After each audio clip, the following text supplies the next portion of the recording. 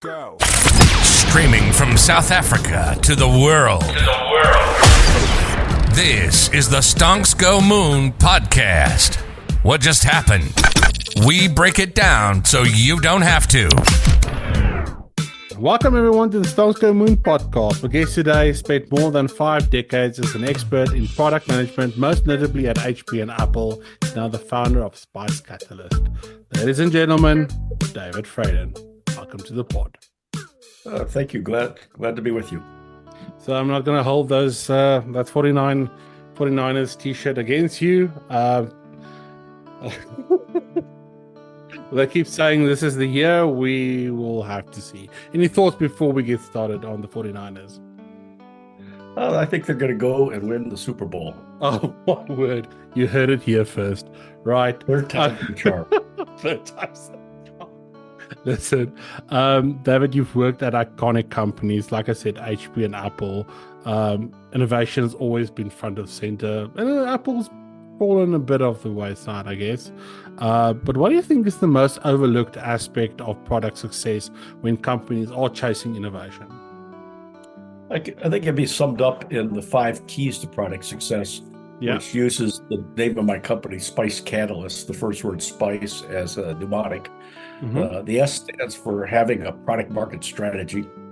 The P stands for repeatable processes. I stands for having the information available to make informed decisions.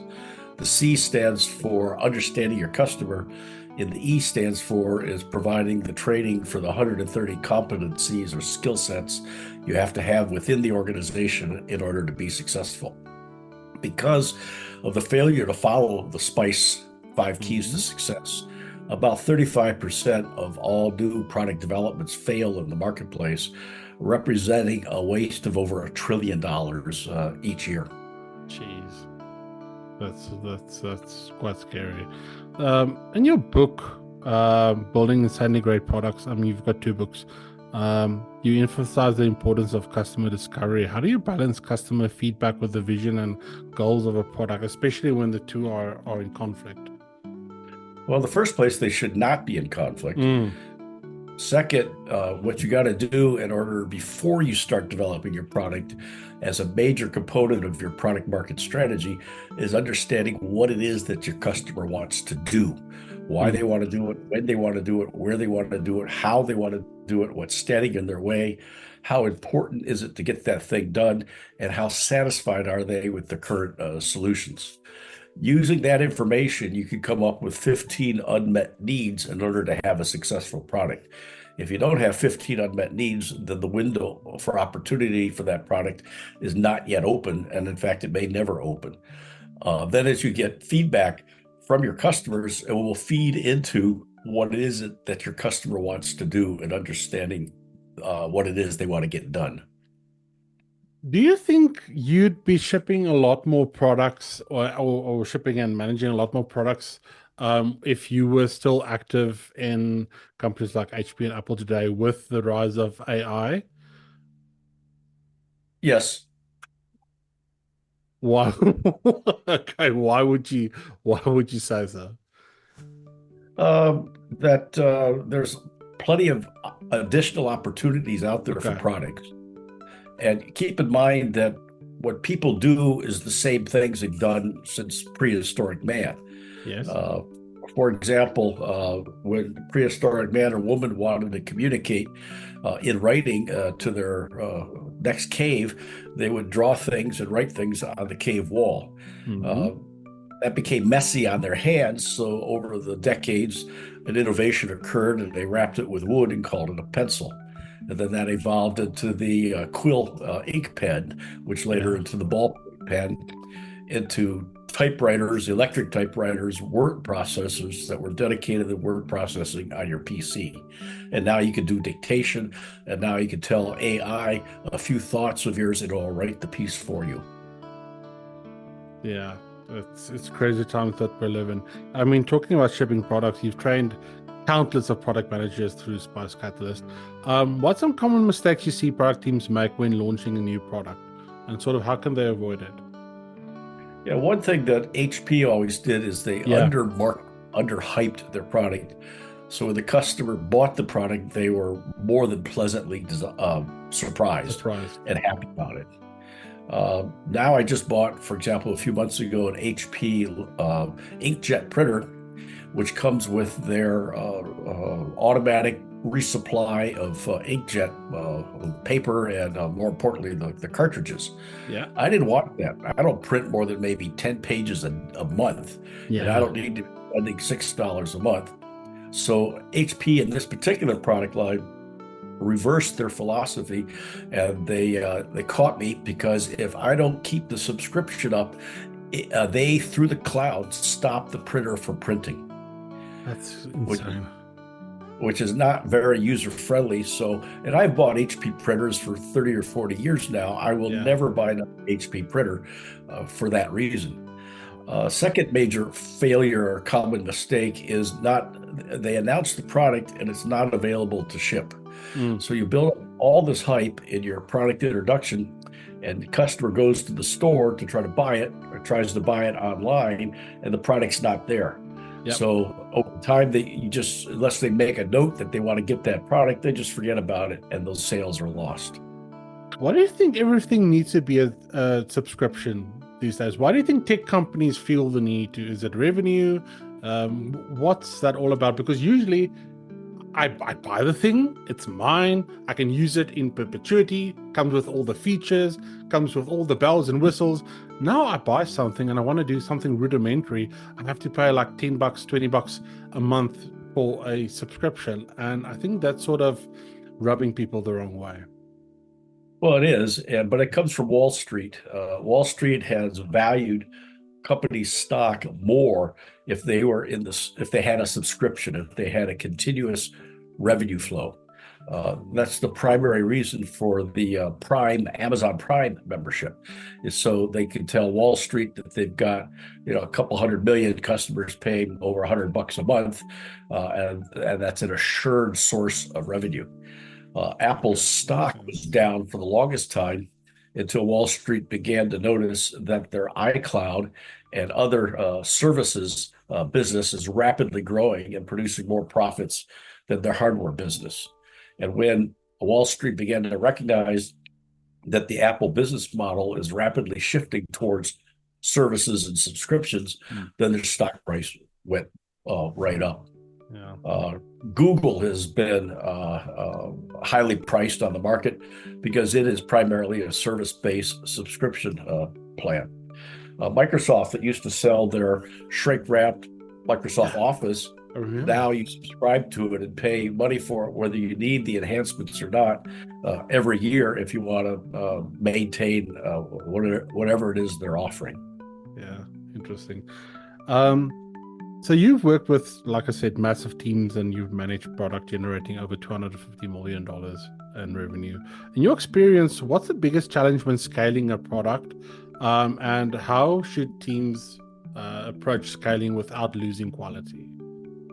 I think the primary thing is to build your sales force out and your support teams so that as sales increase, your support team is able to support the product. Otherwise, you're going to end up with a customer that's unhappy, and that will create a drag on the scaling problem. That's interesting, because now tech companies are saying that they are reducing the headcount and replacing people with AI. So it's the opposite of what you're saying. Is that what they are doing? Well, they're doing that in order to increase their profits, their revenues, and their stock price. But they're going to end up with highly dissatisfied customers. Yeah, because I mean, we can chase the stock price as high as it can go, but ultimately there comes a breaking point when you realize, or when everyone realizes, hey, we don't have customers anymore.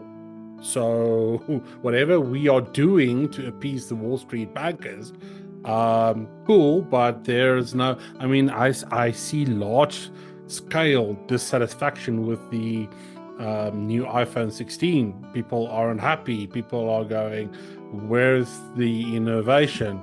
Cool, we've got all this other stuff going on, but if there's no customer growth, then ultimately, yeah, like I said, there's going to be a breaking point.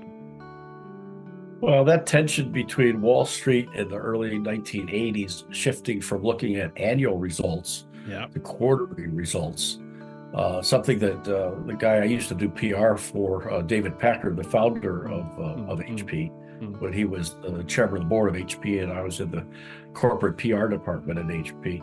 He wrote a book about it. I think it was a book, or at least a lengthy article, that as a company, you also have a social responsibility. You also have a loyalty to your customer, make sure that your customer is satisfied. But when companies started chasing the almighty stock price, because the senior members of management have low cost stock options and they make more money if they can jack the stock price up, that's going to result in long-term customer dissatisfaction. Give you an example of that is Meta products, Facebook, for example, Instagram. If you have a problem, you can't find anybody there to talk to. My daughter's Instagram account was hacked by some Russians, and she couldn't talk to anybody there about how to get her account back. And finally, I suggested she send a FedEx letter to Mark Zuckerberg, which she did, and still got no response. It's like 5 years later, and we're still waiting to hear from them. Whereas if you buy an Apple product and you have a question, you can chat with a human being or get a phone call from Apple, not have to make a phone call to Apple. And there are other instances like that. If you have a problem with Amazon, you can actually get somebody on the phone. So I think in the area of AI, it will help out in the automated response bot. But I'm not stupid, so most of the questions it can answer, I already know the answer to. Yes. But when I have a question and I want to talk to a human being, it's nearly impossible and very difficult. It takes me about 15 minutes to get to a human being to talk about the situation that I have. Yeah, because all the products have all these automated responses. All right, last question before I let you leave. You talked about AI and automation. So we've seen the rise of no-code platforms, right? How do you see the role of product managers evolving in this next decade in this no-code, everything, anyone sort of can do it? What skills do you think would be essential for someone that wants to venture into this field? Well, you should learn about what AI can do and its limitations. Take a look at the data sets used to train the AI. For example, Facebook is going to use the posts that people make on Facebook as part of their trained data, which is really scary because estimates are about 50% of all the users on Facebook are fake. So if you've got your AI trained upon 50% of your data is fake, then obviously if your cat goes missing, somebody's eating it rather than taking a look around and finding your cat in your basement. They're eating the cats, eating the cats and the dogs. That's where that came from.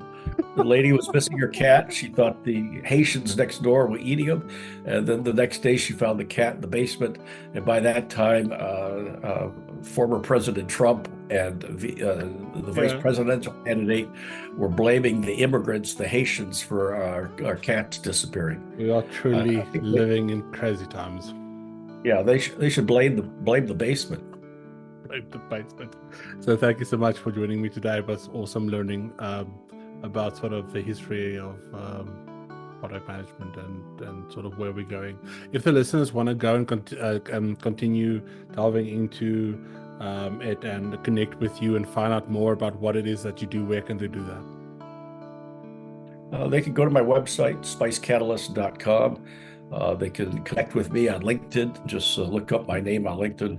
You can find my books on successful product management, building and selling great products on Amazon worldwide. Just search for my name as an author. Or you can send me an email at dave@spicecatalyst.com. And we'll put all the links in the comments. Thank you so much for joining me today. And to our listeners, peace, love, and prosperity. Catch you in the next one.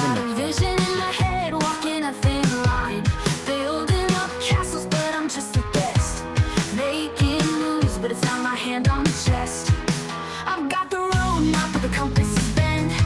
Stay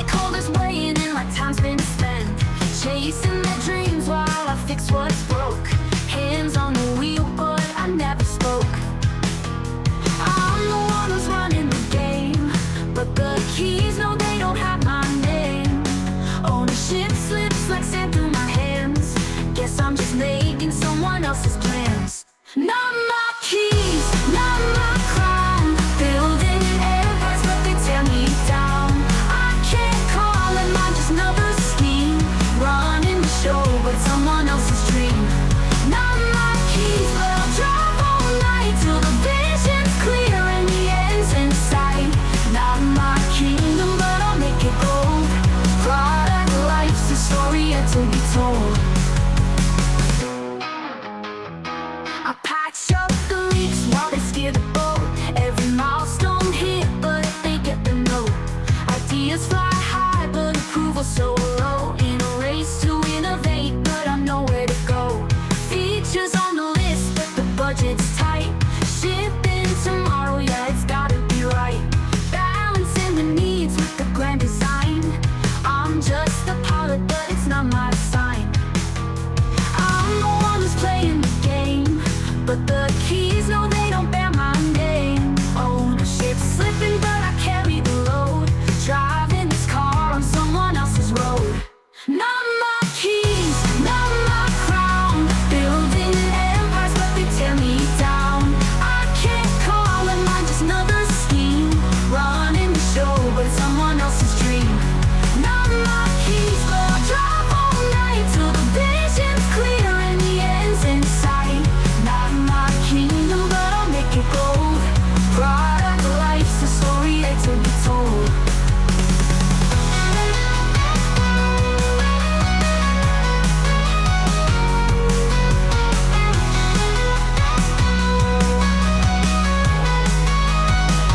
I'll keep on moving, I'll carry the weight. Even if it's not my fate, I'll leave my mark on every line. Though the throne may never be mine. Not my keys, not my